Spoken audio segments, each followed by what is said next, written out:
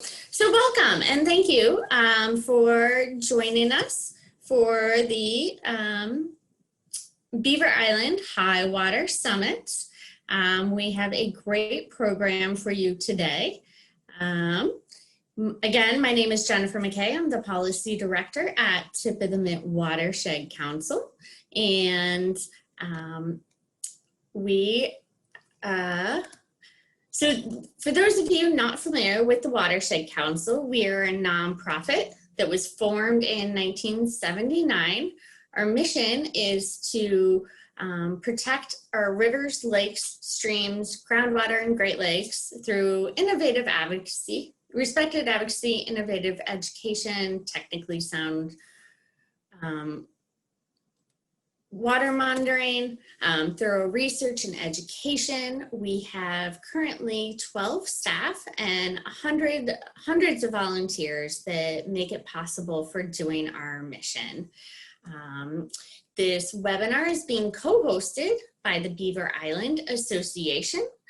For those of you not familiar with the Beaver Island Association, they represent the combined interests of the membership on issues that affect the fundamental character and beauty of Beaver Island. They support both the environmental and economic sustainability of the island home. They have many projects that they're working on, including a Beaver Island birding trail, the Beaver Island water trail, seeking designation for certain areas on the island as a dark skies sanctuary, improving broadband services, monitoring and controlling invasive species, and so much more. You can learn all about Beaver Island Association as well as the work that they are doing at www.beaverislandassociation.org. Funding today for today's High Water Summit is being provided by the Charlevoix County Community Foundation, as well as the Petoskey Harbor Springs Community Foundation and the Beaver Island Association. A couple of housekeeping items for you today. All lines are muted during today's webinar. To ask a question, you can type your question into the Q&A box at any point in time throughout the webinar, and I will be compiling those, and we will have a Q&A session at the end of the webinar. Just to note, we are also recording this webinar, and it will be emailed out. A link will be emailed out to all participants. So you have all of the slides and you'll be able to rewatch it. We have a great lineup of speakers today. We have Dr. Drew Gronewald, who is a professor at the University of Michigan, who specializes in hydraulic forecasting and does significant research on monitoring ungauged basins, as well as forecasting of the Great Lakes. We have Joseph Haas, who's the district supervisor of the Water Resources Division of Gaylord Field Office and Michigan Department of Environment, Great Lakes and Energy.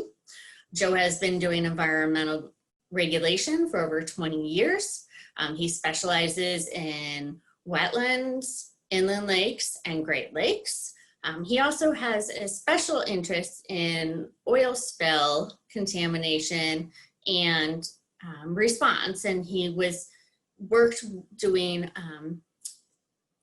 cleanup in both the BP oil spill as well as the Line 6B Enbridge spill in Kalamazoo, Michigan. Scott Kendzierski is the Director of Environmental Health Services with the Health Department of Northwest Michigan. He's been doing this work for over 25 years.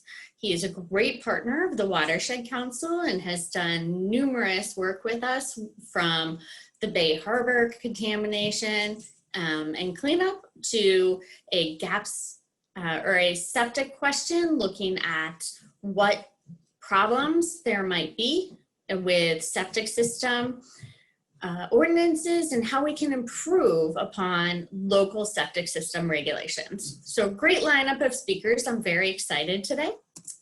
The purpose of the High Water Summit in today's webinar We're going to talk about Great Lakes water levels. We're going to talk about where they are, the history of water level fluctuations, as well as modeling forecasts. So we'll talk about what the future looks like with respect to Great Lakes water levels. We're going to talk about state permitting and shoreline protection options. Obviously, with high water levels, a lot of homeowners are putting in shoreline protection methods. And unfortunately, many times they are poorly designed and engineered, and that can have significant impacts upon the health of the Great Lakes, as well as your own property and neighboring properties. So we'll have the state talk about what methods are preferred and what is the best option for you. In addition, we see high waters causing flooding and inundation of groundwater and high water tables. This can have significant impacts upon septic systems and drinking water well protections, where septic systems start to fail and cause contamination not only of our water resources, but potentially cause public health issues. So lots of information for you today. We hope to leave plenty of time at the end for question and answers. And I know a lot of questions have already been submitted, and that's fantastic. Again, feel free to submit questions as we go through these presentations. Oops, sorry. So I'm gonna hop out of that. And before we get to our first presentation, I just have a poll to see who is attending today. So which description represents you best? Are you a shoreline property owner? Are you in the mainland property owner? Are you a government official or other?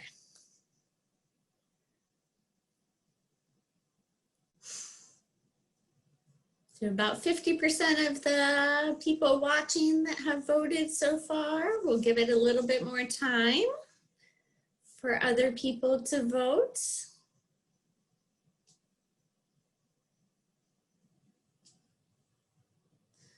Voting is slowing down.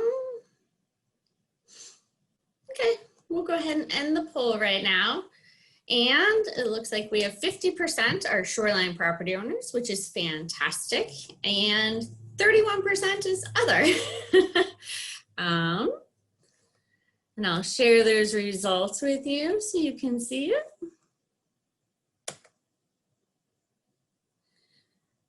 Wonderful. And so at this point in time, we will go to our first presenter, who is Dr. Drew Gronewald. And Drew, you can go ahead and share your screen. Okay. Looks like it's coming through okay. Can you hear me and see the presentation okay? I can hear you and see the presentation. So all right. Set. Thank you. I'll turn off my screen in just a second, but just to say hello to everybody, I'll leave my screen on for just a moment. Jennifer, thank you so much, and many thanks to the Tip of the Mitt Watershed Council and also to the Beaver Island Association for hosting this. What an important array of topics here, and I'm happy to be here to start things off by talking about Great Lakes water level variability, looking at both the past, present, and the future. Before I go any further, I do want to go through the outline here. 4 main topics here, looking at water level variability and where we are, talking about the Great Lakes water balance and how it impacts water levels, a quick look at water level forecasting and what we have to expect for the next year or so, and then leaving you with some final thoughts. But before I go any further, I do need to thank the members of my team at the University of Michigan in the School for Environment and Sustainability. I'm really lucky to have a talented and prolific group of students, both undergraduate and graduate, as well as postdoctorate fellows. And I also spent about a decade of my career working for NOAA, the National Oceanic and Atmospheric Administration.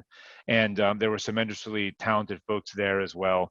The data sets, the model results, and many of the graphics that you're going to see simply would not have been possible without this collective group and their contributions to this.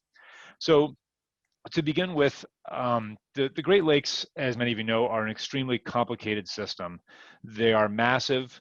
We could spend a lot of time quantifying the magnitude of the lakes, But one of the key things that I point out that may or may not come up again in this presentation is the fact that they are a binational resource. The international line cuts pretty much right down the middle of Lake Superior, Lake Huron, Erie, and Ontario. But just to make sure we're all oriented correctly, this is a map of the Great Lakes. And throughout the talk, I'll be referring to these lakes. But as most of you know, I'll just review water flows from Lake Superior down through the St. Mary's River into Lake Huron. It interchanges between Lake Michigan and Lake Huron here through the Straits of Mackinac. Water then continues flowing down from Lake Huron through the St. Clair River, past Detroit into Lake Erie, down over Niagara Falls into Lake Ontario, and then out through the St. Lawrence Seaway. So the Great Lakes are really one massive interconnected system. One point I will make is that for the long-term hydrological perspective that we tend to take for the Great Lakes, we put Lake Michigan and Lake Huron together as one large lake system. Now, I know variability on those lakes can differ, but for the timescales we're looking at, we'll refer to them collectively as one lake, Lake Michigan Huron. So let's take a look at water level variability across the Great Lakes in terms of where we are today. And it's important to note that we are so lucky in the Great Lakes to have an incredibly robust water level coastal monitoring network. This map, put together by the NOAA Great Lakes Environmental Research Laboratory, shows the distribution of the federally maintained water level monitoring stations all around the Great Lakes. The blue squares are the location of water level gauges along the coast that are owned and operated by NOAA, the National Oceanic and Atmospheric Administration. And the red boxes show those that are owned and operated by the Canadian federal government. Collectively, there are about 80 or 90 gauges that are used all across this network to understand water level variability, both on local scales as well as on lake-wide average scales. And so if we look at that data, we actually have gauges on the lakes that go back all the way to the mid-1980s. This particular graph shows that water level data. If you look on the bottom axis here, you can see the year going back to 1860 all the way roughly to present. And then we have a time series for each of the major lakes. So on the top here, we have Lake Superior, and then Michigan, Huron, Erie, and Ontario. The light blue dots represent monthly average water levels, and the dark blue dots represent annual average water levels.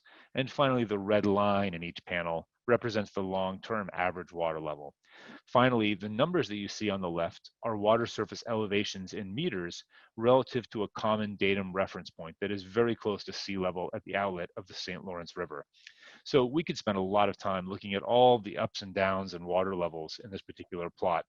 But what I do want to note is the tremendous variability, particularly on the Lake Michigan Huron system. You can see that from some of the periods of lows, particularly the record lows in 1964, up until the record highs in the mid-1980s, and even some of the recent records that have been set, Lake Michigan and Lake Huron span a range of about 2 meters or 5 to 6 feet. That's a tremendous amount of variability for such a broad extent of coastline. As we look at water levels going up and down over history, particularly on Michigan Huron, we can see this pronounced period of lows that is really important when it comes to coastal sustainable development, and the period from 1998 through 2013. And then of course we can see on Lake Michigan and Lake Huron, as well as the other lakes, this tremendous rise in water levels that led to several monthly and all-time records being set. It turns out that that rise that happened from 2014 to 2017 was the highest rate of water level rise in recorded history for Lake Superior and Lake Michigan Huron.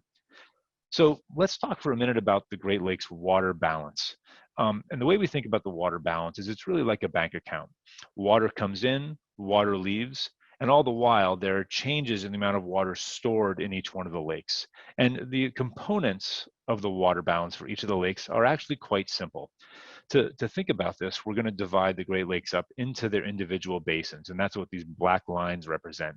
The basins or the watersheds of each of the Great Lakes. So for example, the upper left black outline represents the rough area of the watershed of Lake Superior, going down through Lake Michigan and Huron, and then of course the watersheds for Lake Erie in the bottom right and Lake Ontario in the far right. So the amount of water that comes into and leaves each one of these basins, without looking at the water going between the basins, but just that comes into and leaves each basin through atmospheric and meteorological processes, there are really three components here that you see in the upper left: runoff, That's the amount of water that comes into each lake through rivers and streams. Over lake precipitation, the amount of water that falls directly on the lake surfaces. And then finally, over lake evaporation, the amount of water that leaves through evaporation. And when we look at the amount of water that comes into or leaves each one of these basins just through those three processes, here's what we get for a summary. So, for example, if we look at Lake Superior, what we see is this green bar represents the magnitude of runoff that comes into Lake Superior on average. The number there represents the flow rate in thousands of cubic meters per second. Now, we use those units because they're common in hydrology, and they also allow for a comparison between the flows between the lakes in the rivers and channels that I'll explain in a second. But in general, on average, the amount of runoff coming into Lake Superior is around 1,600 cubic meters per second. And I'll pause for a second and point out that's an enormous amount of water. That's really a continental sort of river flow scale. But what's fascinating about the Great Lakes is that more water comes into Lake Superior through precipitation on the lake surface itself than water coming in through all the rivers and streams that connect into it. That's absolutely fascinating. And it's a reflection of the fact that Lake Superior is not just to have it doesn't just have a huge surface area, but its surface area is such a high proportion of the entire basin area. You can see a similar pattern for these three water balance components as you move through the system. I will mention that this pink bar right here represents the amount of water lost to evaporation on average, although these three components do vary quite a bit throughout the course of the year. Now, if we look at the amount of water that flows between each of the lakes, we're really looking at like a long continuous river system here. So for example, on average, around 2,200 cubic meters per second of water flow from Lake Superior through the St. Mary's River into the northern part of Lake Huron. And you can see as we move our way through the system, the flow rates go up to the point where by the time water is flowing out of Lake Ontario, it's flowing at an annual average rate of around 7,000 cubic meters per second. So if we take a quick look at what's been happening with the water balance over time, and in particular, why water levels suddenly got so high, we can actually look at these water balance components and they help us understand really why water levels have gone up and down. So there's no data yet being shown, you're not missing anything, but we're going to look at lake precipitation in this panel, evaporation, and then the difference or the summation between the two in what I call the net lake moisture flux. That's really the net amount of water when you look at the difference between precipitation and evaporation. And it's important to point out that on the y-axis over here, these are anomalies. In other words, how far each one of these is above or below the average for our period of record. So first, let me show you lake precipitation. This is the amount of water on average that has been falling on the Great Lakes through just lake precipitation. The blue bars represent years that are well above average, and the orange bars represent years that are below average, and the black line traces a 5-year rolling average. The take-home message is that the gray area, which shows the recent water level rise period starting in 2014, shows that we have had an unprecedented period of above average precipitation. In fact, the past 10 years were the wettest on record, not just for the Midwest, but for the entire United States. Now, when we look at lake evaporation across the Great Lakes, we can see an interesting pattern here where evaporation was relatively high in the 50s and 60s. It dropped down for a period, and then it was very high during that period of low water level from 1998 through 2013.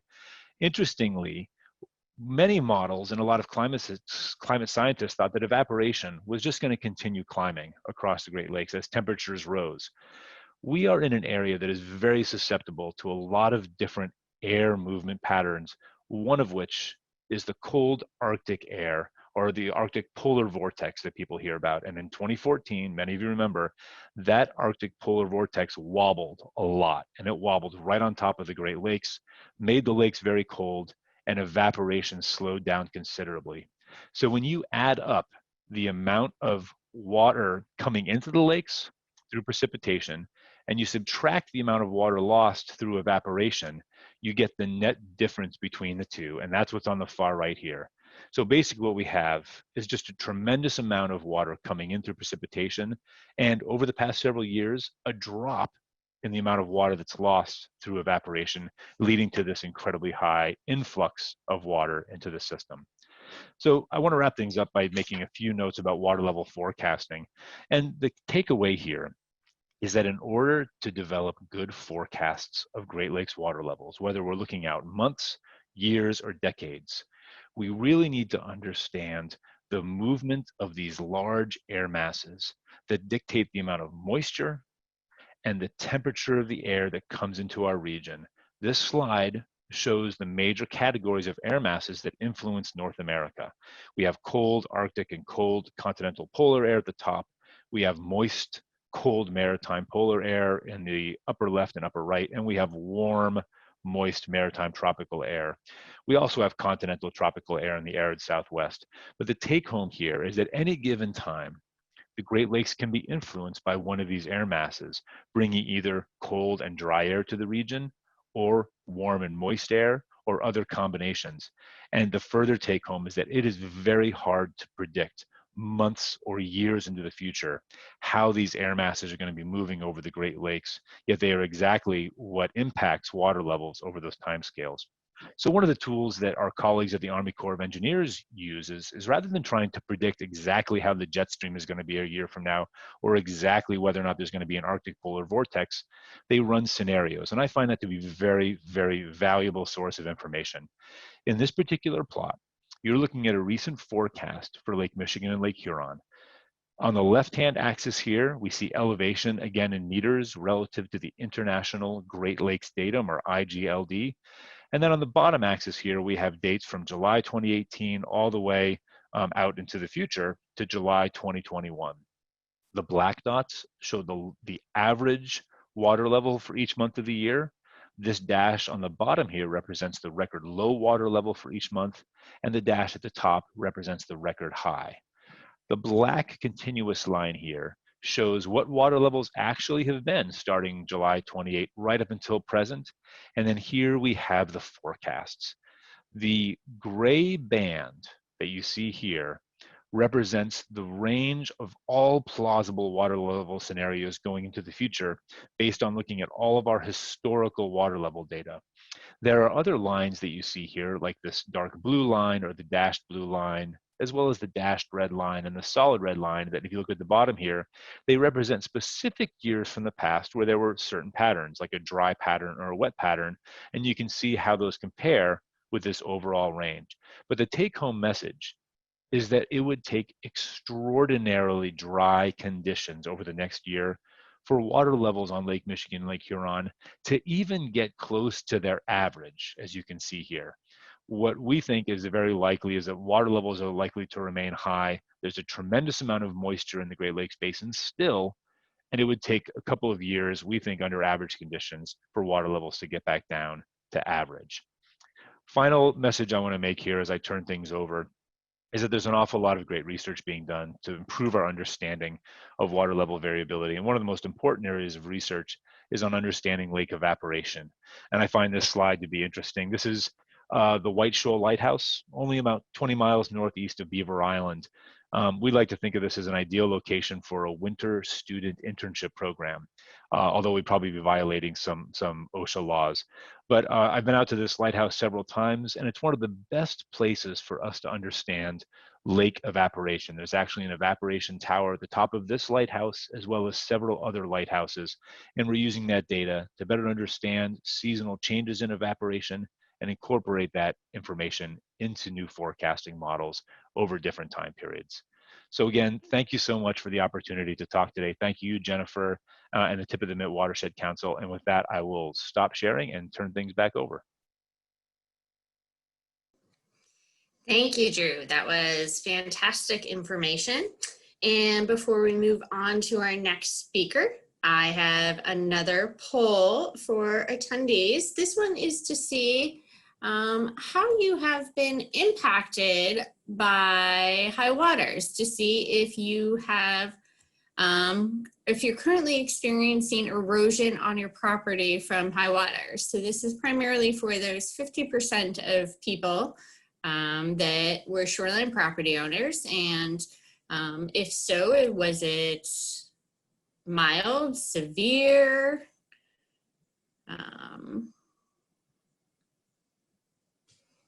Great. We have about 55% of people that have voted.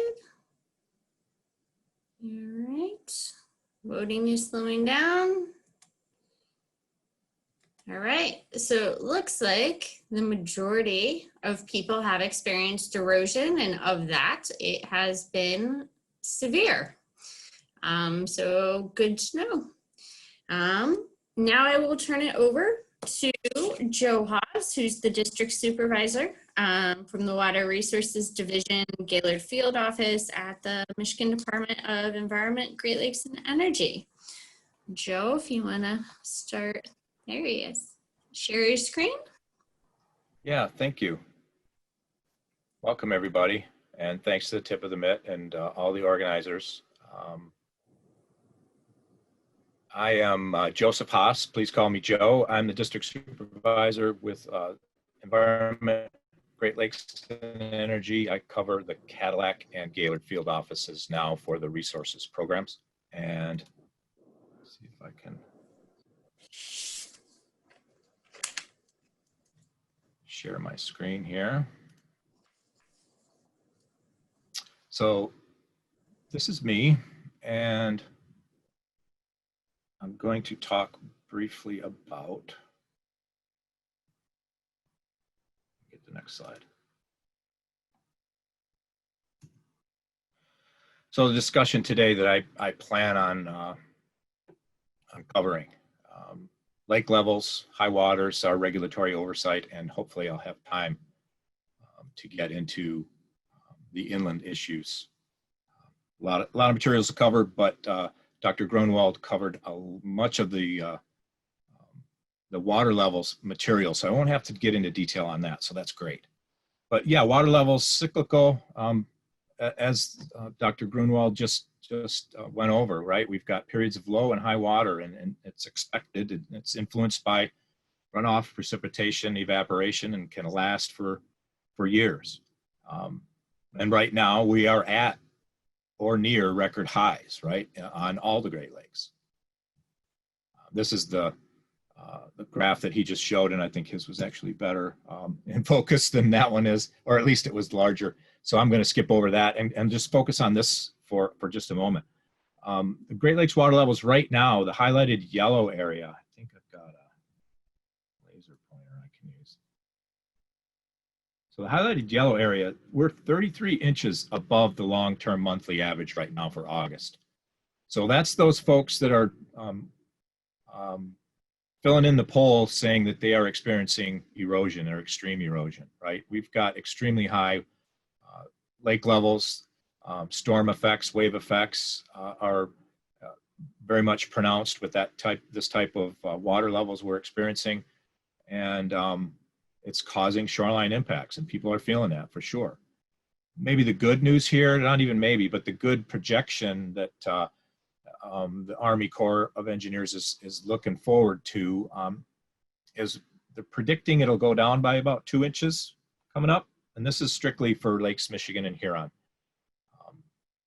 So the prediction as far as in the short term is that the lake levels are starting to decline. Let's hope that that continues. Just a photo from the Presqu'île area. An individual built their home right at the ordinary high water mark over there on Lake Huron. So shoreline protection permits. This is the bailiwick of Environment, Great Lakes and Energy Water Resources Division. So both an Environment and Great Lakes and Energy Water Resources permit and the U.S. Army Corps of Engineers require permits for work along the shorelines. So if you're working out in the water, at or below the ordinary high water mark, you should be coming to us and to the Army Corps of Engineers for a permit. And we use what's called the joint permit application for that. And that's available online. We push, almost everyone gets pushed to an internet database called My Waters, where you are required, if you need a permit, to apply through. So if you need permits, please investigate the joint permit application and the My Waters permit database. And if you Googled either one of those with just a Google search, you should be able to find it. And then we've got high water information at Eagle High Water. If you Google Eagle High Water, you should come up with a couple of different websites. And another, just a photo from Drummond Island. I was out there 3 weeks ago, I think, and residents experiencing some high water impacts. This is area that is above the ordinary high water mark, but certainly needs to place some shoreline protection. So the ordinary high water mark is defined in our administrative rules. It is set by the Act. It is 580.5 International Great Lakes Datum of 1985. So that's our regulatory line along the Great Lakes, or at least along Lakes Michigan and Huron. There's a different elevation for the other Great Lakes, but since we're talking mainly Beaver Island here, this is the focus. But to make it properly confusing, the Army Corps of Engineers ordinary high water mark is a foot higher. So they regulate to 581.5. So the Army Corps is going to take authority over some things that the state of Michigan may not. But the ordinary high water mark and Lakeward is where you need a permit under Part 325 for activities. You know, if you're going to dredge, you need to put a seawall in, rock revetments, any sort of permanent structure. You're going to need to have appropriate permitting through the Army Corps and the state of Michigan Water Resources Division of Eagle for work below the ordinary high water mark, at or below, I should say. We do have minor project categories. So this is to help streamline the process. I think the Army Corps of Engineers would call a similar thing a nationwide permit or a regional nationwide permit. And this is, you know, we consider our permitting to cover really protecting homes and critical infrastructure and avoid and minimize adverse impacts. That's the goal, right? We're not looking at protecting structures that aren't critical and that aren't necessary. An open deck or a stairway or something like that would not necessarily be considered critical infrastructure. It's going to depend on the individual site and design. But you really, if you need a permit, the concept is to try and minimize impacts, avoid and minimize impacts. And to do that, if you can fit into the minor project category, that generally will be considered a minimal impact and can be expedited. It's a class of permit applications that does not necessarily require a site inspection for field staff. So it saves us time. It can be done from the office if the appropriate information is provided. And it doesn't require a public notice and then any potential associated public hearing. And so these are projects that do also have reduced application fees. So that's kind of where you want to be. Like for example, here's a stairway that is at or below the ordinary high, and that is obviously very much damaged by wave action. And then this is a more recent development in our review, in our permitting. The concept of permitting above the ordinary high water mark, so that regulatory line. So anytime a project is in the water, you should be applying for a permit. You may be able to make the case that above this regulatory line of Part 325, above 580.5 on Lakes Michigan and Huron, that you don't need a permit. But there are other legal protections that we afford with our permit review that relate to natural resource protection, water quality, and even the public trust. So we would recommend that anybody doing work in the water apply for a permit. You're very likely you're going to need an Army Corps of Engineers permit anyways, and in Michigan, they are attuned to using the joint permit application process, and this is just going to help streamline the whole thing. So again, most projects along the Great Lakes shoreline will require a state of Michigan Eagle permit and also an Army Corps of Engineers permit. And what that gets you from the state is the 401 water quality certification. So every individual state in the United States is required to establish their own water quality standards. And Michigan has our own water quality standards that are different from other states. And we have that certification requirement prior to the Corps issuing their federal permit. So submitting a joint permit application is really the easiest way to get that 401 certification. It's sort of the baked in process that we've already established throughout modern history of permitting. So that's the way it's really recommended that an applicant would go through a joint permit application to get that certification and get the proper permitting even if you think you're above the ordinary high water mark, if you're in the water. Another point to make is the coastline's always changing. Project that might not need a permit today might need a permit by the time the project's implemented or contractors are out there working and moving soil. So, you know, it's just something that is best. It's best for the project proponent, the contractors, the property owners. Apply for a permit. There's an example on Beaver Island of a steel sheet pile wall that was put in well above the ordinary high water mark. But with erosion and continuing wave action, this is on the east side, you might end up with a situation that this could be at or even below the ordinary high water mark. Should the area out lakeward of this erode out, that ordinary high could end up touching or even, you know, surpassing this wall, but most likely it'll take some time before it gets here. The ordinary high, honestly, in my best estimate, would be out here somewhere right now, as we're looking at today. I mean, we're 2 3/4 feet roughly above the normal water level. Continued thoughts on above the ordinary high water mark. So again, the contractor modifying the bottomlands or storing materials below the ordinary high water mark, even if temporarily, you need a Part 325 permit. Another point that's important for Beaver Island, because we have a critical dune area regulation under Part 353, the Sand Dune Protection Act.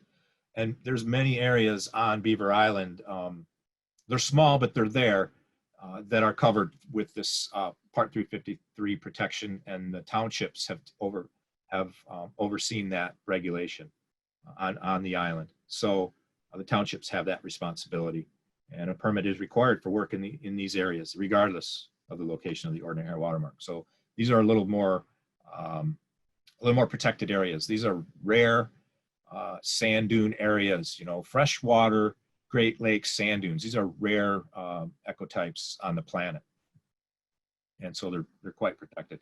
It's a project that was observed on Beaver Island that I don't think quite met the water quality certification requirements, but they are in the process of driving sheet pile behind this structure, and will sort of cobbled together lumber structure, and they will be removing this structure with once the sheet pile is done, and then placing some riprap at the toe of that to help the toe erosion.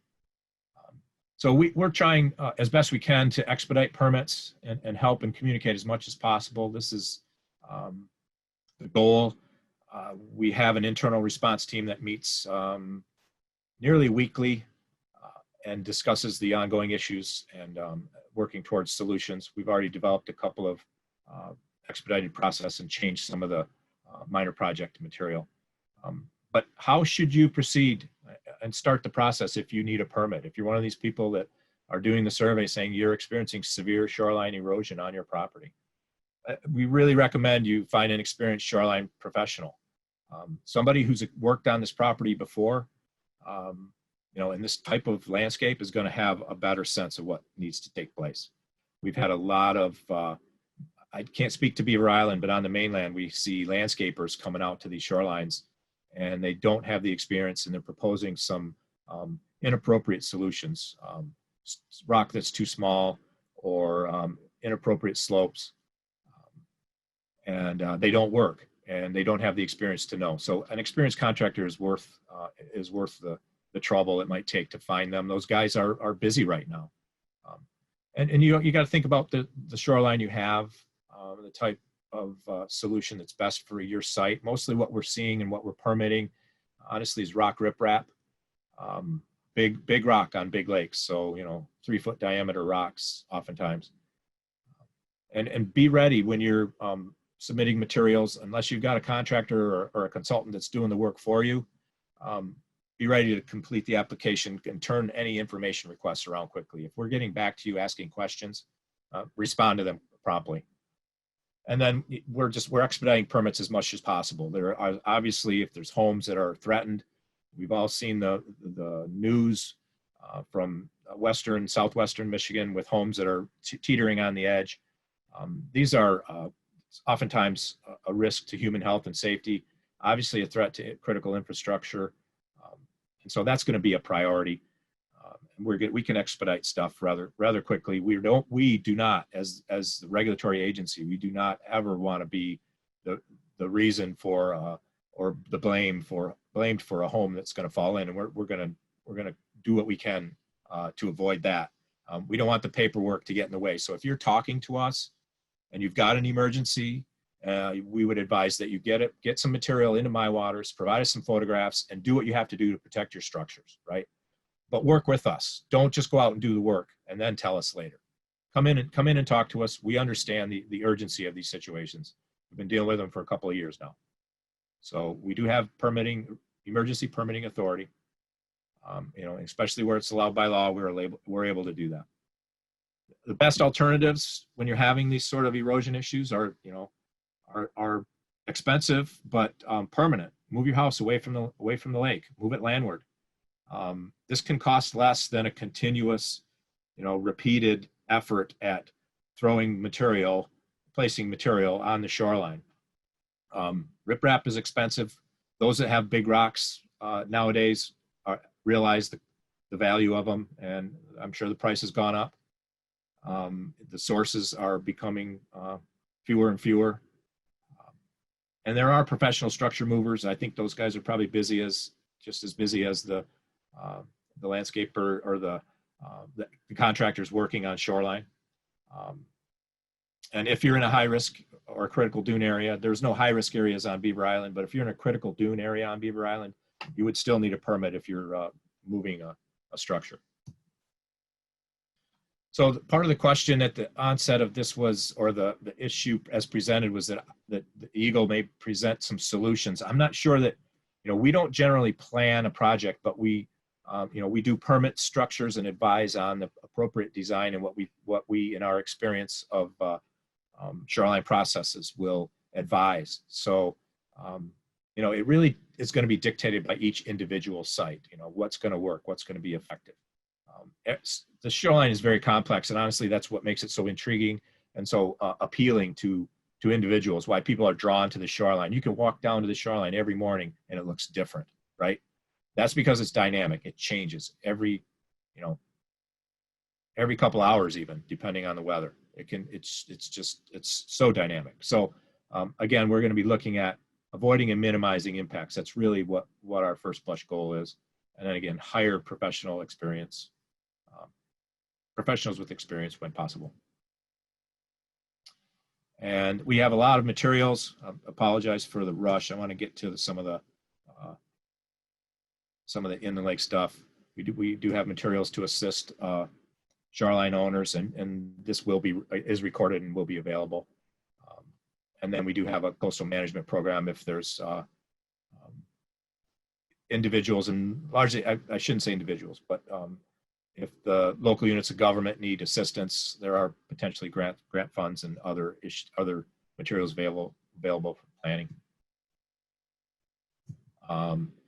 So inland high water, another issue important to Beaver Island. We're seeing it in a great. It's greatly affecting our workday in the Gaylord and Cadillac field offices. So here we have an inland lake that we were out at last week, and you can see the difference.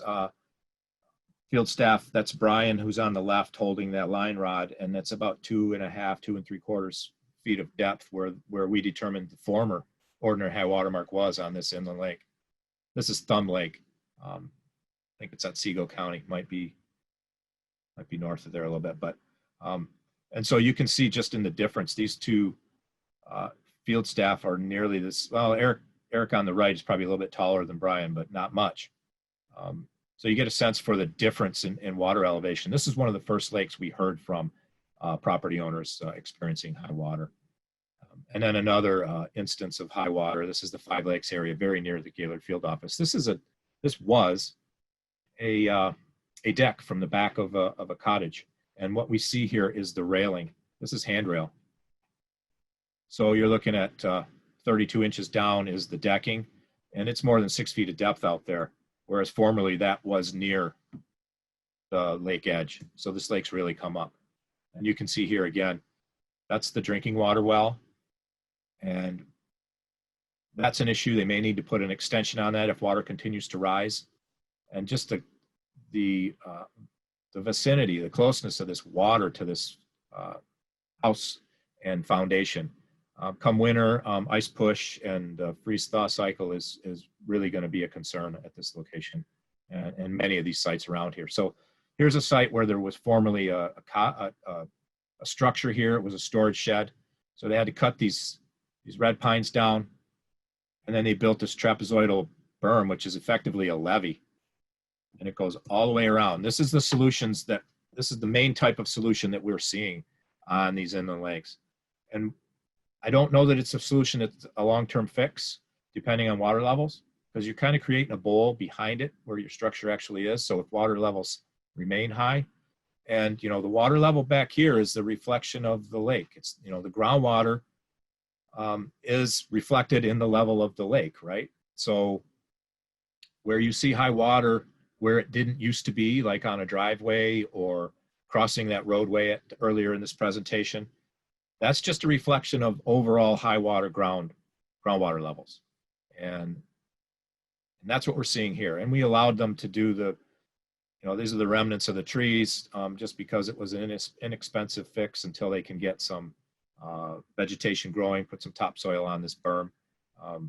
Typically what we would require is a coir roll, coconut roll, and or some riprap, some stone to protect wave action. It's a very shallow lake. It doesn't have a lot of boating actions or activities, so it's not so much an issue. But what they're doing besides this trapezoidal levee-like berm is they run a tile system behind it.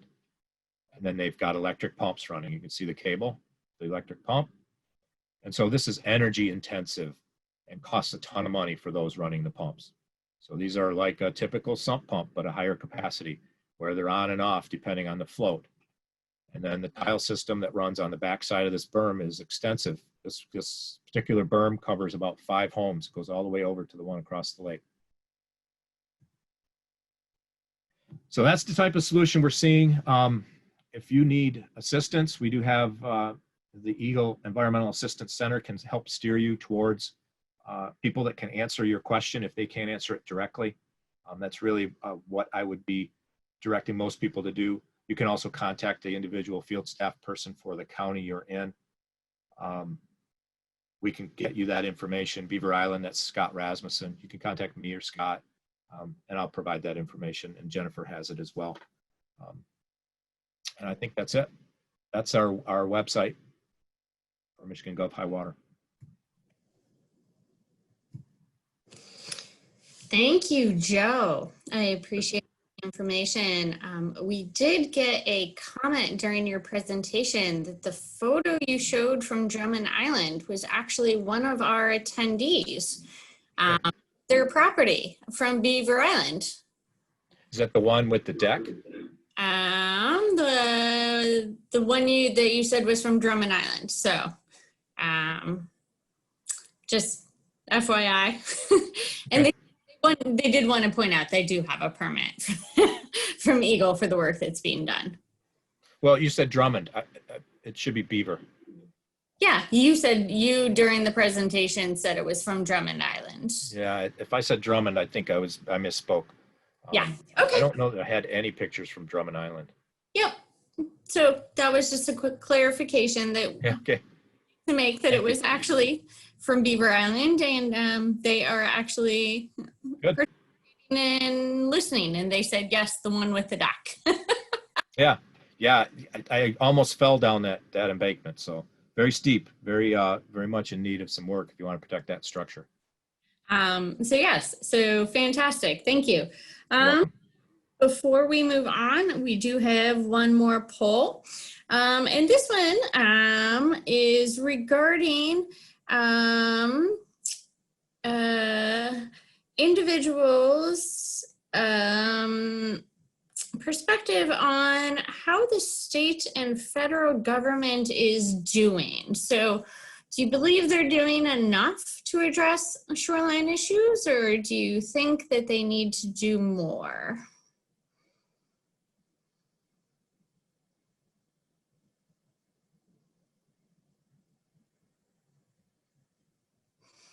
About 37% have voted so far. Give it a couple more seconds.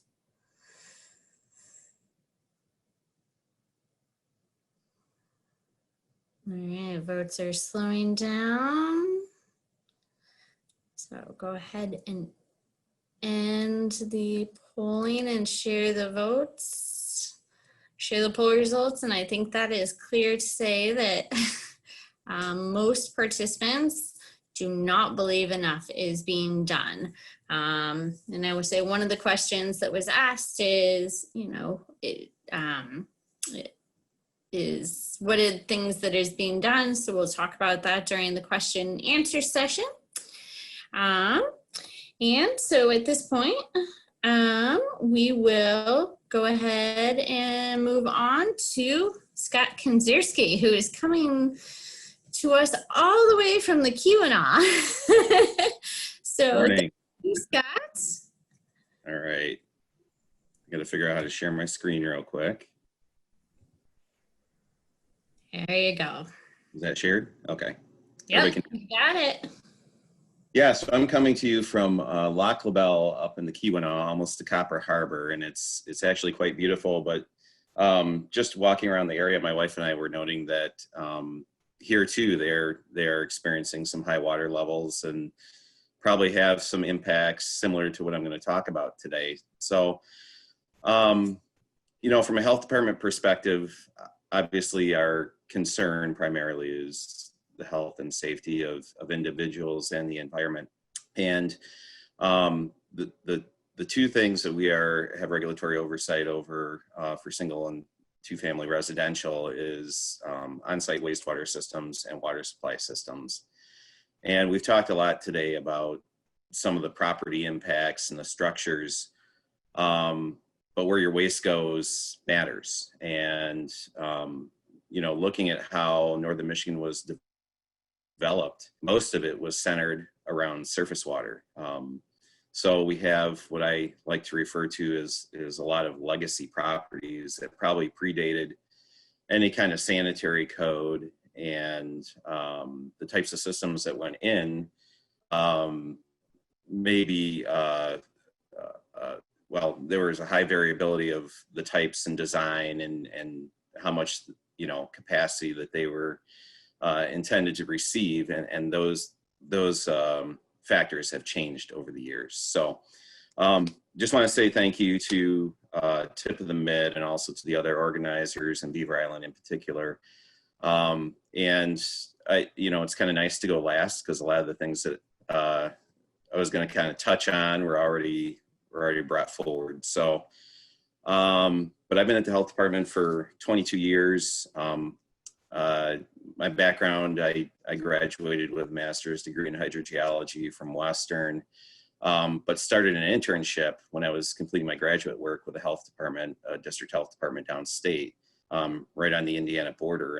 And basically I've used my experience to develop a different passion than what I thought I went to school for, and that's public health. So let's see if I can advance this here. Okay, so we've seen a few other pictures today, and one of the distinctions I wanted to make, because we struggle with the types of responses and what we need to do to protect public health in two different ways, depending on how systems become compromised. And you know, when I look at the rising water levels, we've been watching it for a few years. In fact, we passed a sanitary code in 2017, and we heard Joe talk about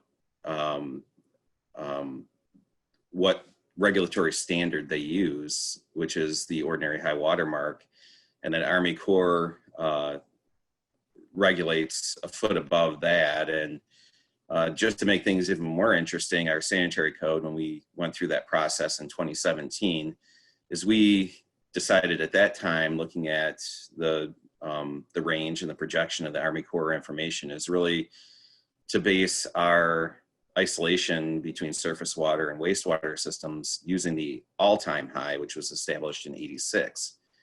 which is almost a foot above the Army Corps numbers. So when we look at, regulatory authority and how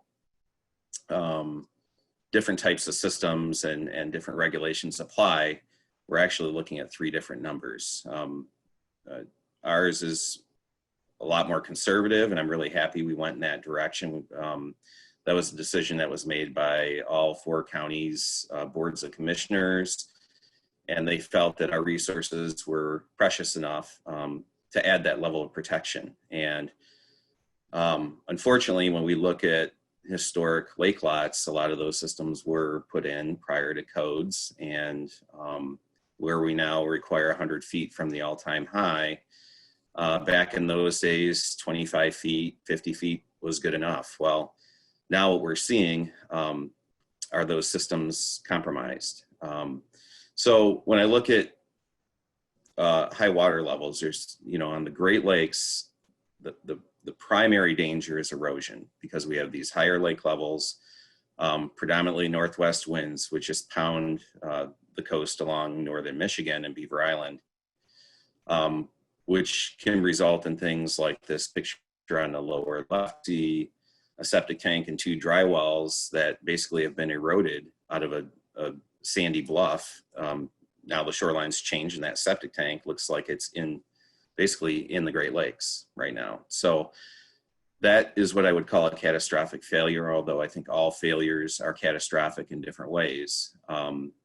The picture at the top shows an old A-frame, probably 60s, 70s style home, inundated with water. And this is kind of illustrative of what Joe is talking about, creating a sand berm. Well, that really doesn't affect the groundwater levels. So if you don't have another process in place, some sort of engineering control, you've basically just created a swimming pool for the existing water table conditions that exist. And that's what's happening in this picture here.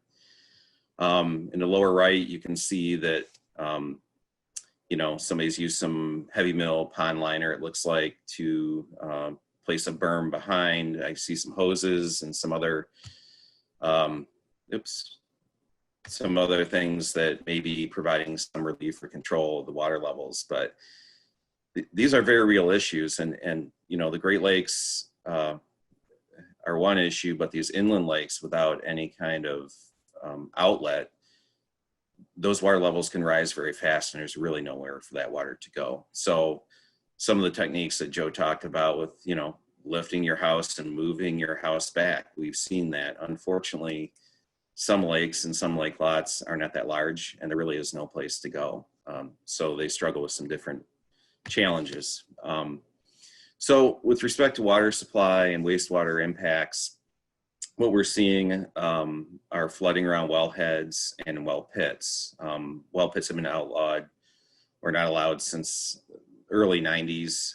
We still have a number of them out there. So typically what you would find in a well pit is a small 2-inch diameter well, which was typical at the time. Your pump and your pressure tank would actually be in the pit, along with all the components and, more importantly, electrical components to run that well system. And I'll get to some safety issues in a minute. We're seeing flooded and saturated septic tanks and drain fields. So I've got some photographs where the septic tank is actually underwater. The drain fields are underwater. Water may be above the ground surface in the area of the drain field. And, those wastewater infrastructures cannot be overlooked. I mean, sometimes that results in backups into the home. There certainly is some exposure risk to partially treated or untreated wastewater that can have some pretty dramatic effect. We're seeing systems undermined by erosion, like the photograph I showed with the dry wells and the septic tanks. Even if it's not totally underwater or totally saturated, what we are seeing with the rising water levels are reduced isolation to surface water as the surface water encroaches, especially with some sort of a shallow slope to the lake. A few inches can mean quite a few feet of the surface water getting closer to your home and to your wastewater systems and your water supply for the residents. We also see a reduced separation of groundwater. So I've worked in 3 different districts across the state of Michigan.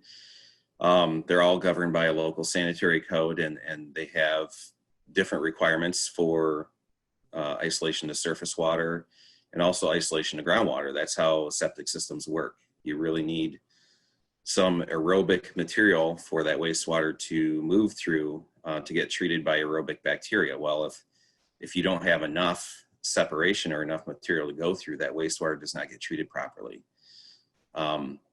If that system is in the groundwater, there's very little treatment that occurs. There is some settling in the tank, a small amount of anaerobic digestion, but once that effluent meets the environment, if there's no aerobic treatment step, untreated wastewater goes directly into groundwater, which goes directly into surface water. We have seen a few contaminated drinking water wells. Joe showed the picture where the well was actually surrounded by water. That's a very dangerous situation. You know, all wells are required to be drilled and completed and installed in compliance with Part 127, which is the Michigan's water well and pump installation code. And there are requirements for grouting around the annular space of a well. Well, some of these older properties that predate Part 127, either there's no grouting or the grouting requirements were different than they are today, and surface water can migrate down the side of that casing and could be drawn into your home through your well pump. So that creates a dangerous situation where you could potentially get bacteria or other viruses into your drinking water supply and not even know you're consuming it. Again, I talked about, you know, backups in the home, not able to use your toilet, can't flush. You know, those are pretty typical signs. Sewage on the ground, like I said, you know, some of these systems are underwater, some are not, but there are some pretty good visual and other clues to let you know that system is malfunctioning or not working properly. So here's a few pictures. Upper left, this is a well pit. I think all these photographs are around the Gaylord area. That's where we're seeing a lot of the flooding issues. But the issues are the same. They can be on Lake Michigan sites as well. And just some of the risks that are out there. If you look at that upper left-hand corner, that's a well pit. You can see the pressure tank is sideways. Well, pressure tanks hold a lot of air, so they become bobbers in the water. It can dislodge piping. It can compromise joints in the plumbing system. It can also rip out electrical components that go to the pressure switch. If you see that little gray box, that's the pressure switch for the well that tells it to turn on or turn off depending on the pressure in the pressure tank. That's live electricity. So, you know, I caution my staff that are going to be working around some of these flooded sites that every site should be treated as if there is a potential for an electrocution hazard. And we've outfitted our staff with the appropriate PPE, rubber boots, gloves, etc., just to do our work. So the well on the bottom, that's a wellhead sticking up. By code, it's required to be 12 inches above the ground surface and not in an area subject to flooding. So who knew that we'd be experiencing water levels the way we are today? So today we would look at that area as subject to flooding. When it was installed, we probably didn't. So that is a newer well. It's a newer 5-inch PVC well. So likely it was completed after 94. Should have grouting the entire casing length down to the screen. So that well should be protected. But the only way to know for sure is really to test your drinking water and to assure that it is safe. The picture at the top shows a drain field that's inundated. It's in a state of failure, obviously. You can tell by the, you know, anything that drove across it is in soggy ground. What we find is a lot of people don't know where their septic systems are. So that's something I'll get to in a minute, that if you don't know and you live on surface water, you probably should find out, because you don't know when that system was installed. You don't know how large it is, how it was designed. You may see a wet spot in the lawn, doesn't mean anything to you, but if you know it's your septic system, may give you a clue as what you need to do next. So the picture in the lower right, I'm gonna move my screen here. If you can see, there's sort of the boardwalk. I don't know if that's the same A-frame, or it looks like it may be the same A-frame.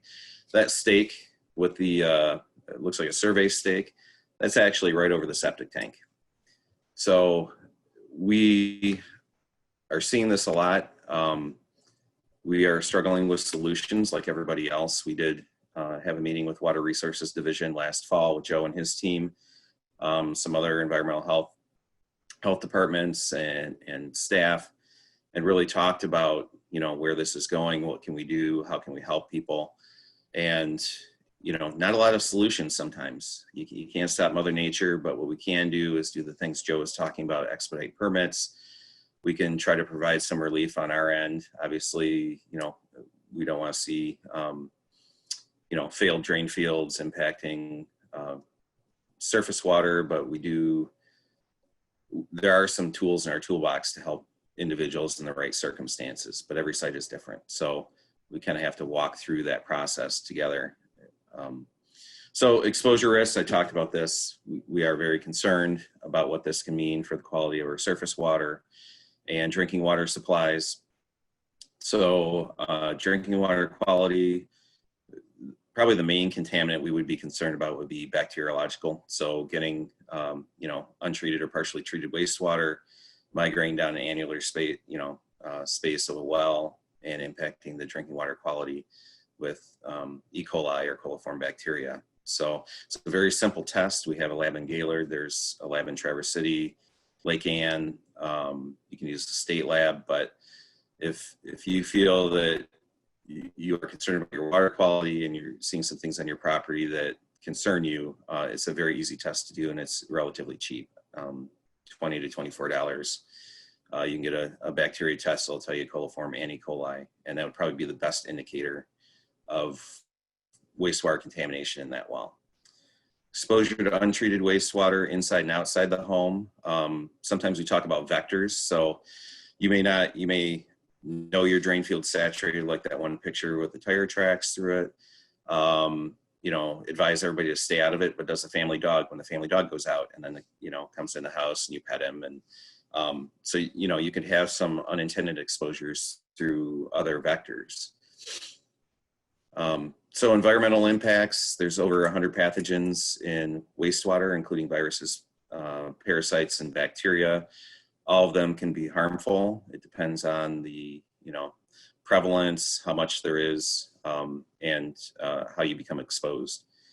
But, you know, being exposed to high concentrations of any of those can result in some physiological effects, acute gastrointestinal illness, diarrhea, and on to death in certain circumstances. So it can be very serious, and we're taking some steps right now to look to do some public health surveillance and look at lakes that we know that we have impacts, especially inland lakes where there's, you know, no outlet, so those contaminants can concentrate more readily. But there's other constituents in wastewater, such as nitrogen and phosphorus, that can have some effects on surface water.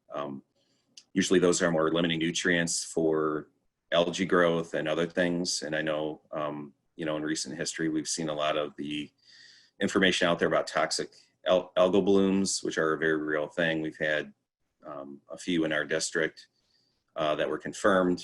And so we are very concerned about some of these limiting nutrients getting into our surface water as well.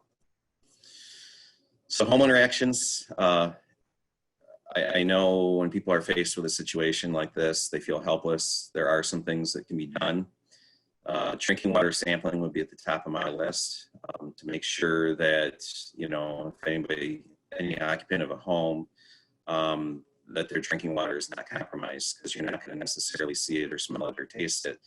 But you could have some contaminants that could be very damaging. So again, sampling is pretty cheap, It's simple. You don't need a company to come out. You can do it yourself. You can get bottles from the health department. I know on Beaver Island, the health center stocks bottles, so those are readily available. We have an overnight shipping program if you use our lab. If not, it can go to a state lab. I will tell you that bacteria testing, there's a 30-hour time frame between the time you collect the sample and the time it needs to be in the lab for analysis. And if you exceed that time frame, they'll kick it out as rejected. So you want to make sure you adhere to that. If you're looking at doing partial chemistry, which would include things like nitrogen, nitrate, nitrite, it's a suite of about 9 different analytes. Those have 48-hour hold time. So just make sure you're working within the proper time frames. As I mentioned earlier, get all the information you can on your system location. The health department has records going back to around 1968. Obviously, the more recent records are more readily available, and we don't have to go into the archives, but that's when our first sanitary code was enacted in our district.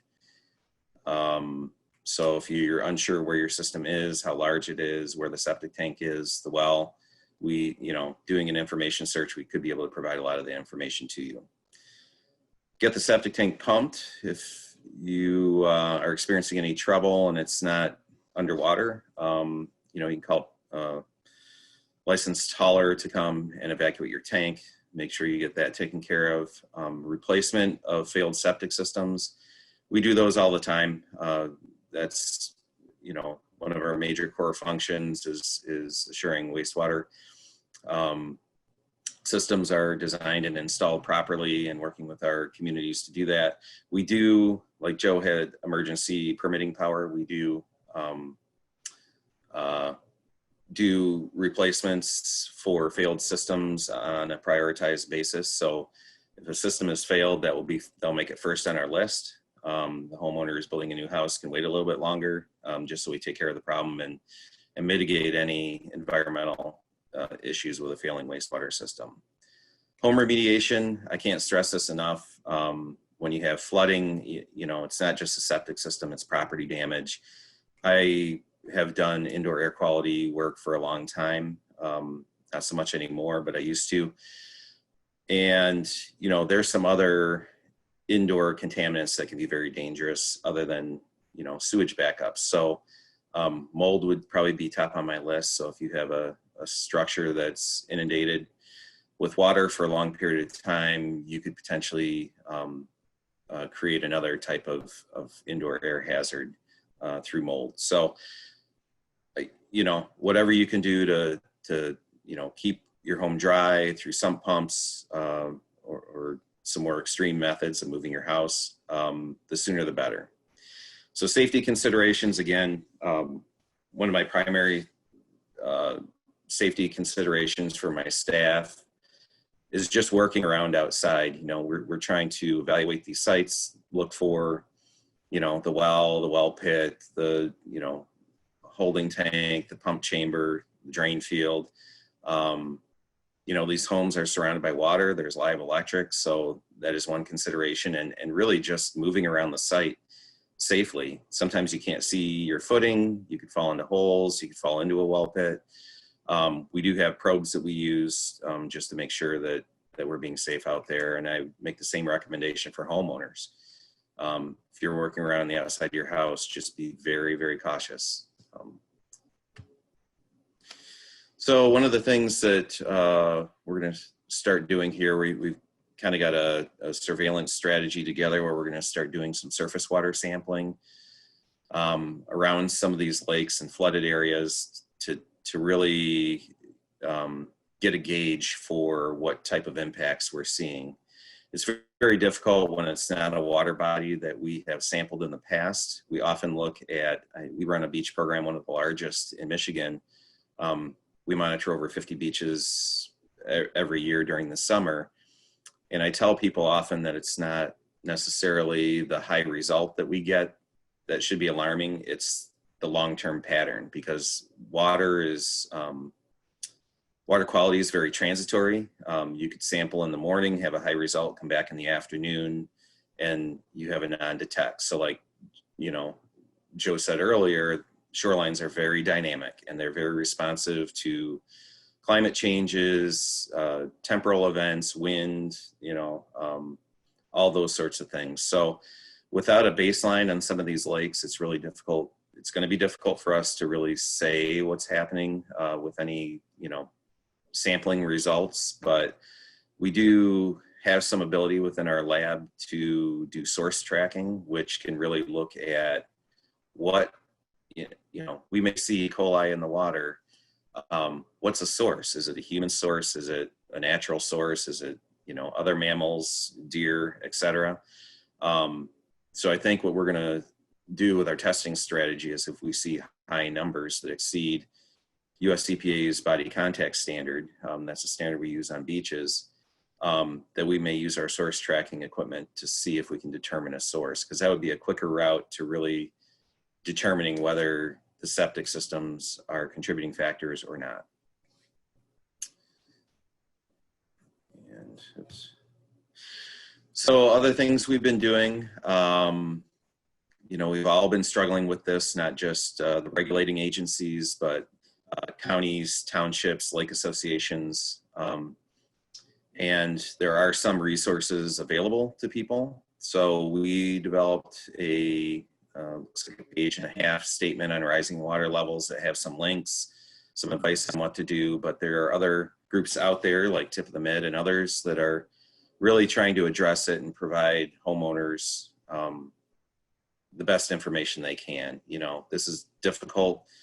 I know people have said, we've lived here for 25 years, never seen anything like this, and now my basement is a swimming pool. And there's an emotional toll, but there's a what do we need to do now? And some of these documents, the one in Otsego County, I think is really good.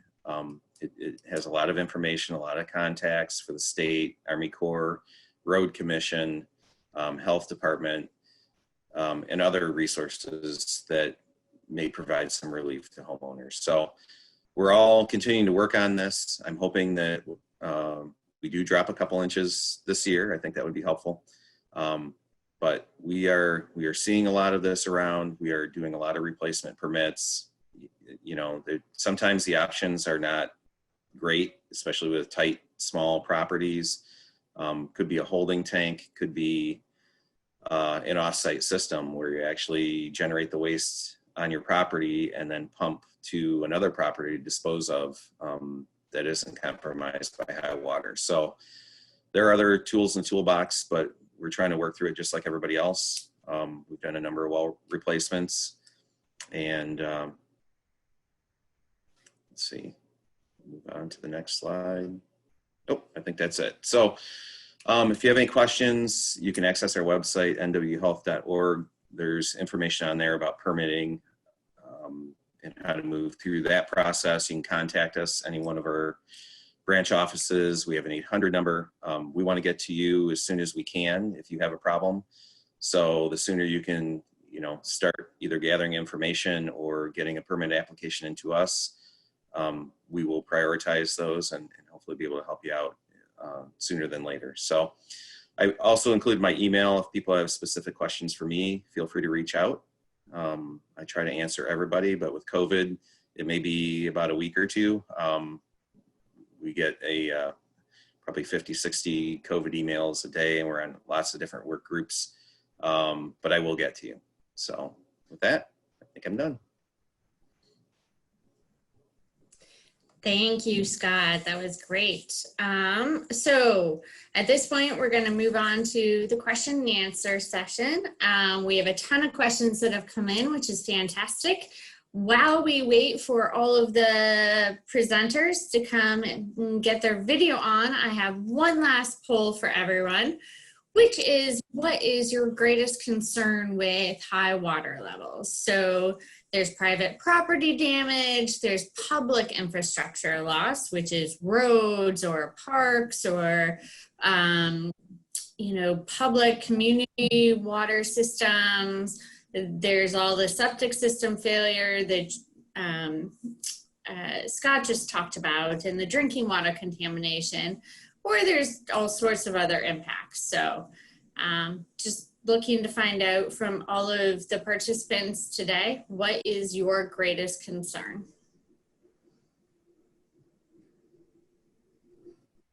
And we have about 60% of you that have participated in the poll. Give it a few more seconds.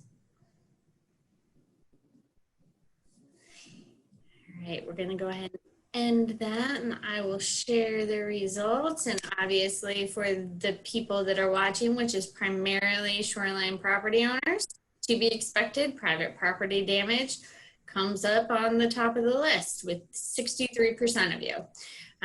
But obviously also the other issues are included as well, which is good. So we have everyone back on video. Great. So we have a ton of questions, and let's get started. So following up on Scott's presentation, there were a couple clarifying questions, which was, who do we contact to test drinking water? So you mentioned, you know, Beaver Island has a water testing where they can pick up a water bottle. Can you just clarify for everyone how they actually get that done? Yep, on the island, the Rural Health Center stocks our bottles. You can go there, pick up a bottle and a request for analysis form. It's very easy to fill out. If you have any questions, I think our number is on it. You can call us. But you collect the sample. We've made arrangements to have those flown back over to the mainland, and our front office staff will go and collect them from the Beaver or from the airport and get them into our shipment program, which will get it to the lab the next day. So the primary thing is don't sample till the morning that you're going to send it over, and do it as early as possible, and we'll get it to the lab and get your results within a day or so. Great, thanks, Scott. For Drew, there was a question that there's a rumor that lake levels may continue to go up as much as 8 to 18 inches over the next year. What is your best guess as a researcher and forecaster? So I can share my screen real quickly if that's helpful. So this is another look at the recent water level dynamics we've had. This is from a tool we put together called the Great Lakes Water Level Dashboard. The bottom panel shows all those black dots that I'm tracing right now show actual water levels, and the red dashes show the previous record highs for each month. And as we noted earlier, we've been shattering record highs for Michigan Huron for the past several months. The blue bars represent the best forecast available right now for the next several months. So my best guess. So what I look at are current soil moisture patterns and any long-term chronic or persistent air circulation patterns. But there's really nothing that I can do to talk about air circulation patterns a year from now. There's nothing really we can look at. There are patterns we expect for the coming decades, but nothing about what exactly next year would be like. But my suspicion is that if we look towards first average conditions, water levels are likely to stay high just because the basin has been saturated. And as we showed earlier, it's possible, but very unlikely that they could start to creep down towards average by the end of next year. But it's also possible if we have extraordinarily wet conditions consistently over the next 12 months, we could stay up near record highs. But there really is no way to know 6 months or 8 months or 10 months into the future whether conditions are going to be wet or dry. Thank you. And on a similar note, there is a participant that is not a Great Lakes property owner, but an inland property owner who has had issues accessing their property because their driveway has been inundated and overflowing. And so their question is regarding the high water table, and is it connected to Lake Michigan water levels? And if so, you know, can they expect the high water table to decrease or, you know, in association with the high water levels? And what can they do about the fact that they haven't been able to access their property in essentially 2 years? I can answer really quickly. Scott and Joe probably have a lot of expertise on the access issue, but just really quickly, the groundwater connectivity to the lakes varies tremendously based on where you are in the subsurface conditions at your home, depending on whether it's clay or sandy or how compacted the soil is. And that can have a tremendous impact on how well a property drains or doesn't drains and connects surface to groundwater. So I would say it depends a lot on where an actual property is. In terms of access and things like that, I might turn it over to Scott or Joe if they have any insider thoughts. Joe, you have any thought on what a property owner can do? Yeah, so depending on what that driveway runs through, right? The worst case scenario or the most concerning scenario would be a driveway through a wetland. If the driveway was previously permitted, you could rebuild it to the original permitted specifications, right? If the driveway had no permit record and it was through a wetland, you should apply for a permit and we would work with you to get ingress and egress to that property and minimize impacts to the wetland and adjacent natural resources. So I suspect there's probably wetlands that this driveway is through, or you would not likely be experiencing such high water on the driveway, but that's not necessarily true. If it's simply just a driveway that's saturated, there might be local permitting issues that are in effect, but we may not be even in the picture as far as permit review goes. But you want to be careful, I think, in any case, because the higher you build that up, the wider the footprint gets, the more costly it gets with fill. But just some of the things to be mindful of. Really suspicious that there might be wetlands adjacent to it. So I would look to our wetlands map viewer that's online as a starting point and see if your location is mapped as wetlands. Great, thank you. Speaking of local municipalities and their regulations, one of the questions is that the bluffs on Beaver Island are sand, which obviously makes them more susceptible to erosion. Should the island planning commissions try to identify those areas and plan and place longer or farther setbacks in the ordinances, or is it up to the homeowners and property owners to inform a buyer of the high water issues that might be experienced? I suppose that's another question for me, at least on the surface here. I don't know if there's any requirement for informing somebody of ongoing erosion. That seems pretty obvious. If anybody was to buy that property, you'd certainly walk it and it'd be observable. I don't know if that's a disclosure item or not, but and that's kind of out of my purview. But certainly, we would encourage any local organization, and the zoning setbacks, are a great idea. We don't really have a regulatory control over that. I'm not sure if the Great Lake Islands Alliance would be involved in that, or there's also the Northern Lake Michigan Islands Collaborative that DNR works with. And then, our coastal management folks, I would certainly pursue all of those avenues for advice and counsel on how to properly, administer setbacks or maybe increase setbacks. You certainly would want to have something like that with such a, the sand being so oftentimes unstable. Yeah, and I'll add my personal opinion and on this one. I agree with Joe. Bluffs erode predictably, and they can seem like they're stable, but they can be lost overnight. One of the common misperceptions is that the bluff, if it isn't visibly receding, it's safe. And another common misperception is that, if there is, building codes or permitting requirements or even setback ordinances that you currently have, that it's a safe location.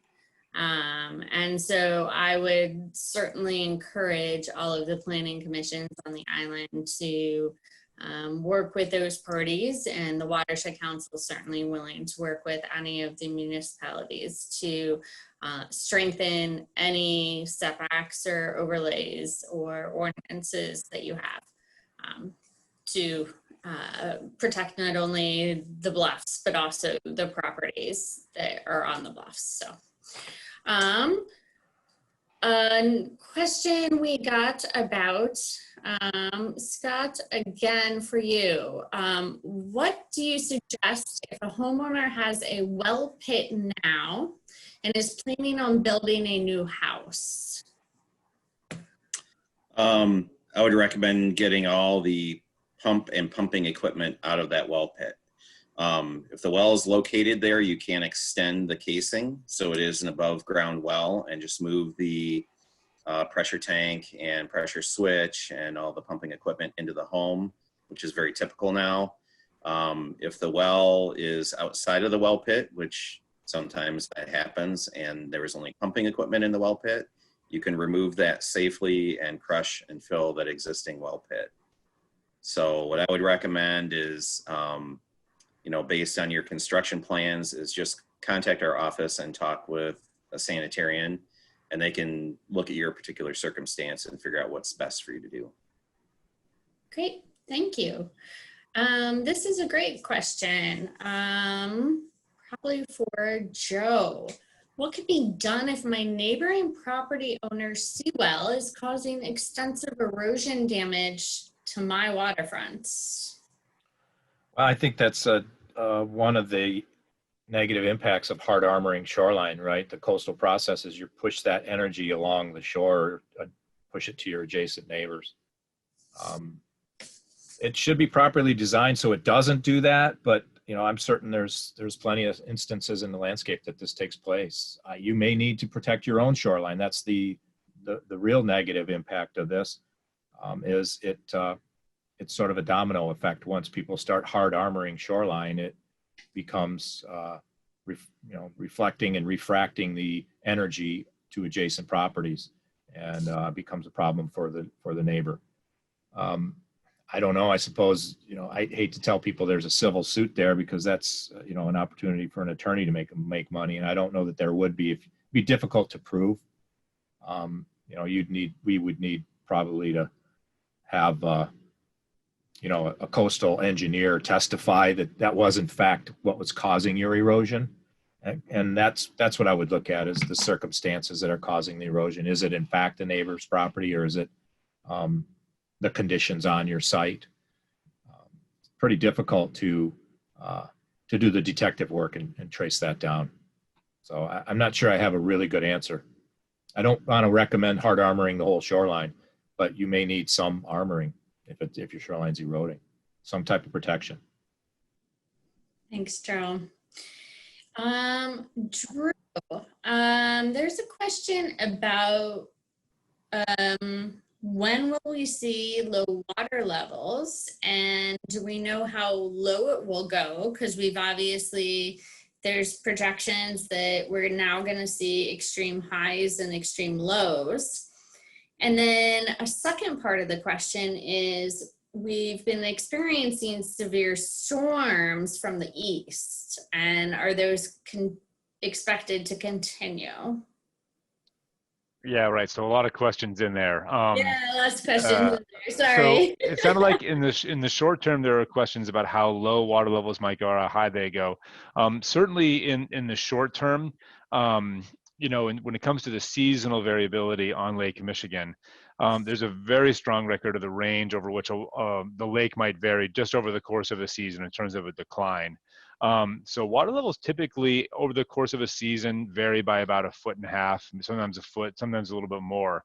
But it usually takes several years for water levels to go from one extreme to another in the most extreme transitions. And similarly, several years to go from a very low to a high period. So we wouldn't expect water levels to, say, plummet over the next 6 months, there's a pretty typical range that they might decline to, even under very dry conditions like I showed earlier.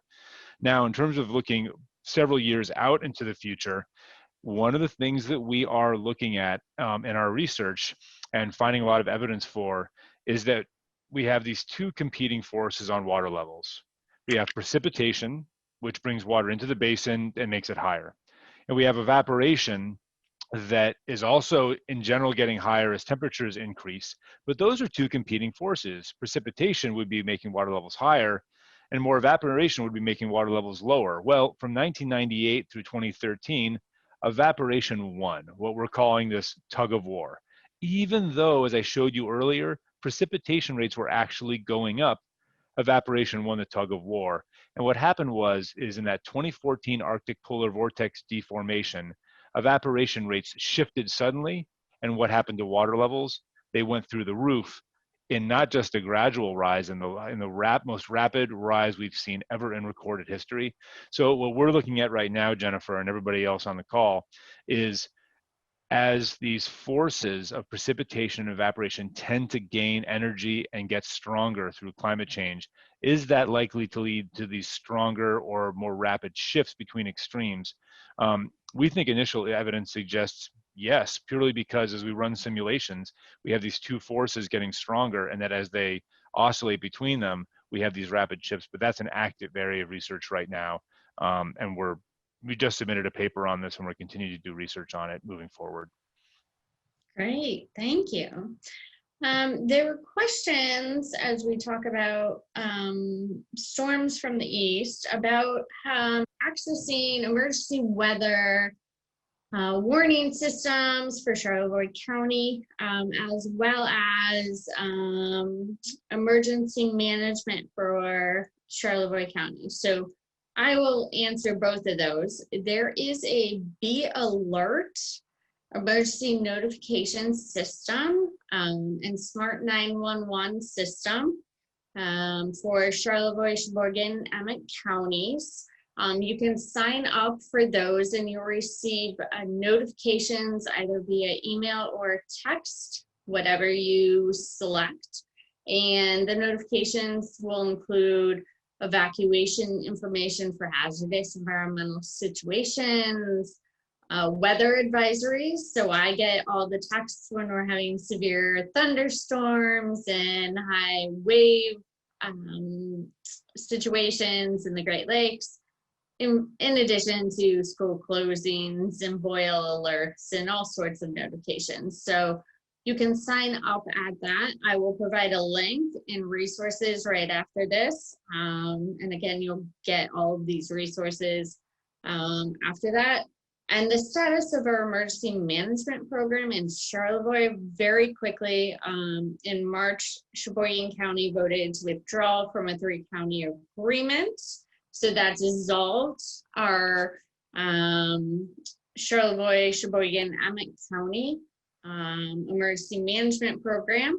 But at the same point in time, Charlevoix County has created their own Office of Emergency Management. They have a new director, which is Jill McDaniel. They're partnering with Emmett County. Each county right now is essentially working to, hire the personnel, assess the budgets, and start the process of preparing the community for any emergencies. I don't know if Scott has anything to say about this, given that we're in emergency with COVID, but yeah, I don't have anything to add. I think you nailed it. So. Okay, so Charlevoix County does have a new Office of Emergency Management. Another question, a couple actually for you, Scott. How far away should a sump pump drainage tank system outside be away from a septic tank?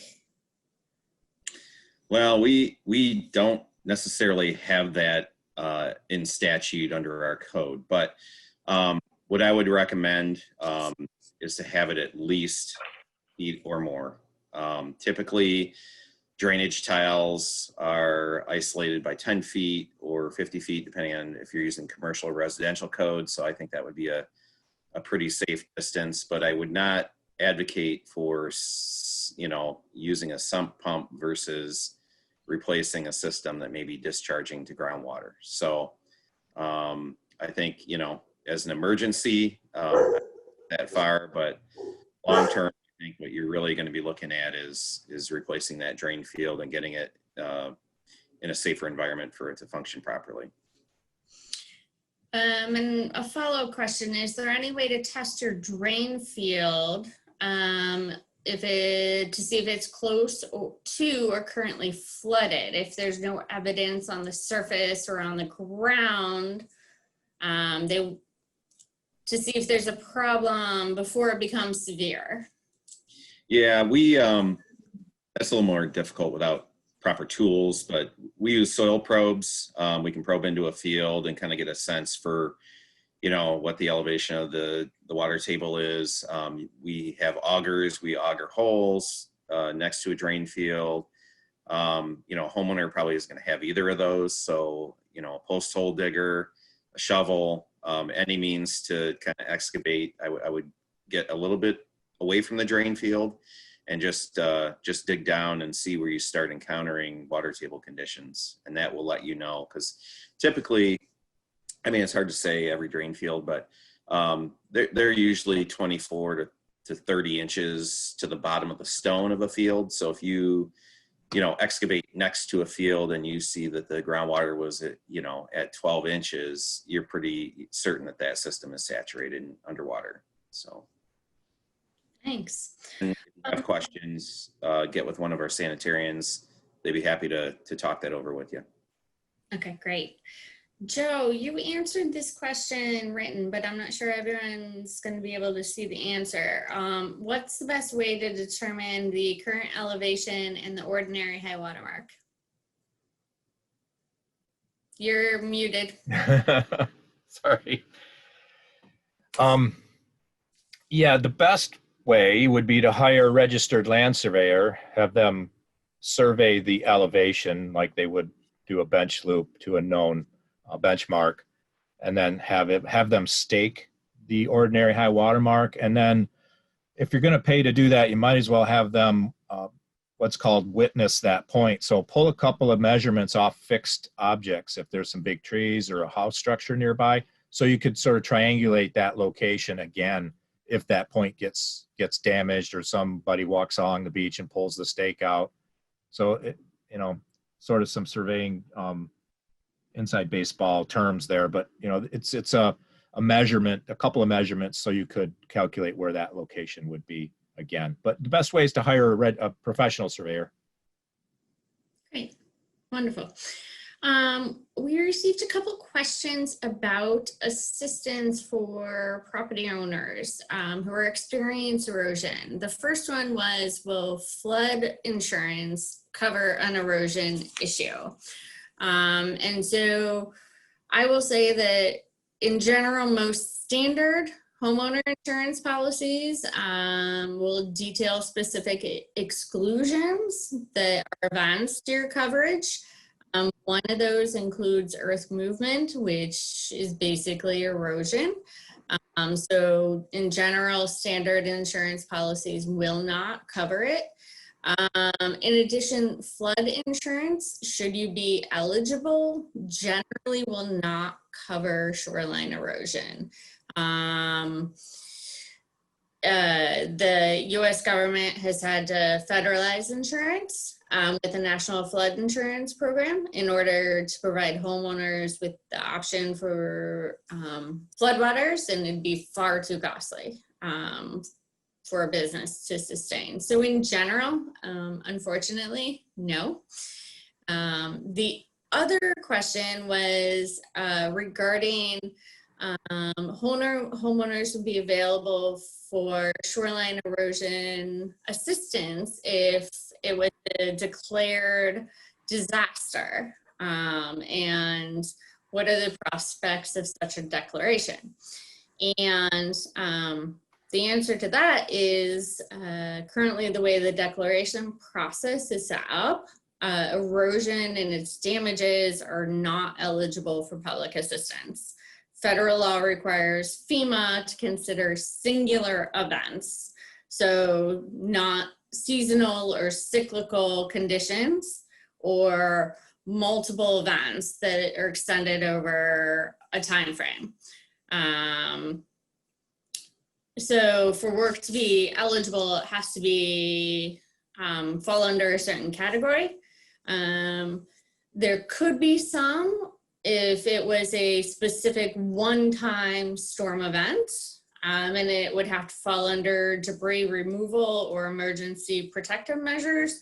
But in general, even an emergency declaration, the primary funding would go towards municipalities and not private homeowners.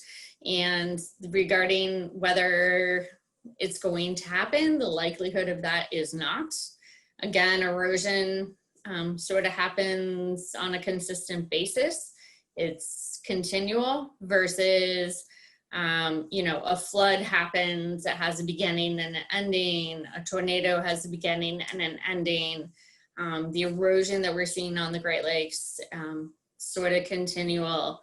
And it's not a single event, which does not necessarily fit the definition of what is required for emergency declaration.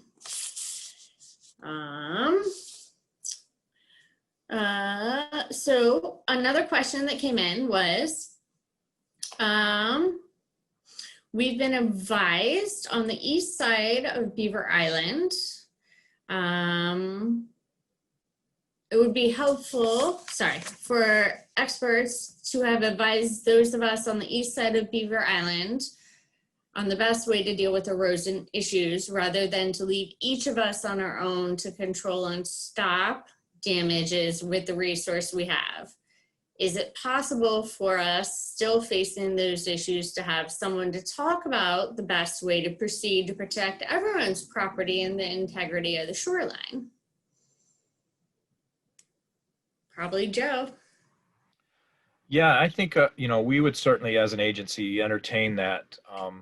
I think it's a good idea to get together and come up with a comprehensive plan rather than everybody sort of nibbling away at their own problem. We could, I could certainly point you towards some resources. They're going to tend to be Lansing centric, but certainly field staff would be involved as well. I would probably initially point you to Kate Letterly, who's our critical dune high risk erosion expert in Lansing, and she might be able to directly help, or certainly would know somebody who has the ability to sort of corral everybody together. And we could do this type of a meeting remotely easily, and try and come up with a strategy. Obviously, and we've got similar applications in different places where groups of neighbors have gotten together and submitted, say 5 different property owners in one application. There's benefits to that, and then there's risks as well. Everybody might not have the same vision of what they want for their shoreline. You kind of have to be of one mind to go that route. The couple that I'm aware of and thinking of started out that way, but then ended up splitting up into individual applications.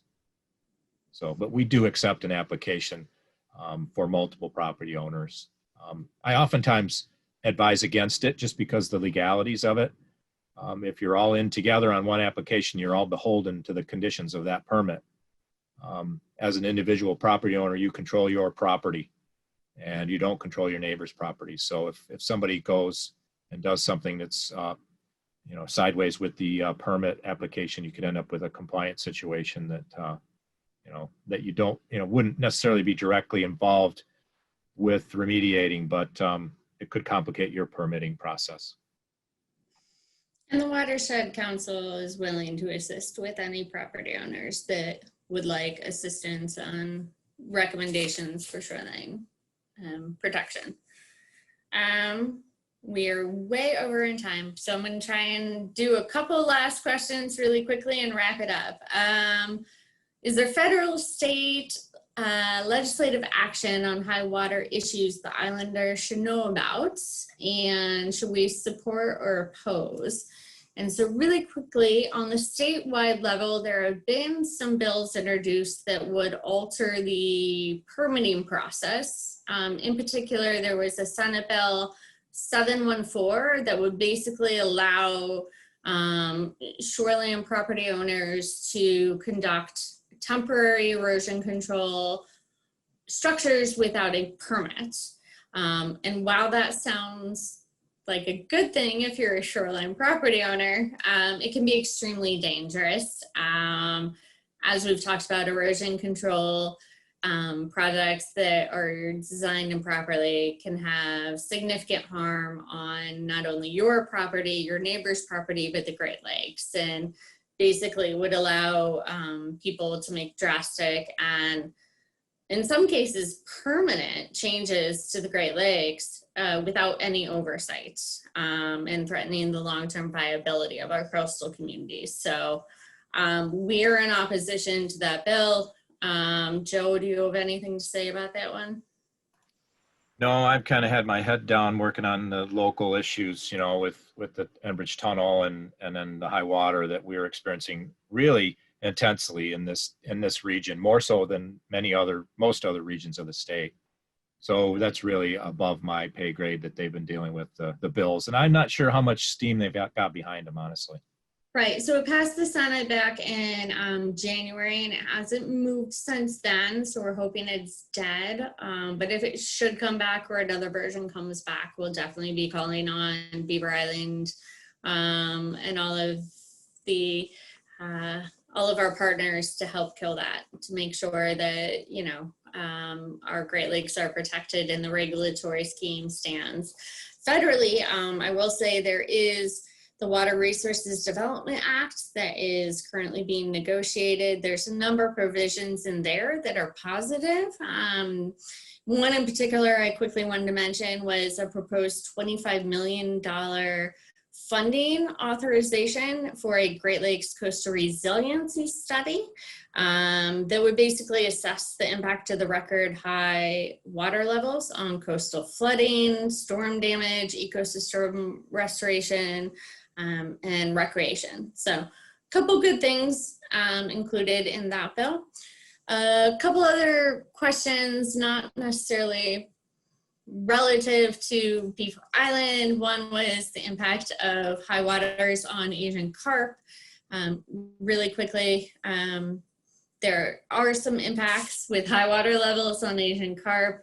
Flooding events do allow Asian carp to move further upstream and head towards the Great Lakes. And in addition, there was a recent study that silver carp in particularly which is the ones that jump, have an affinity for breeding in flooding waters. So we had new populations of silver carp that established themselves in Minnesota and Wisconsin thanks to flooding waters last year.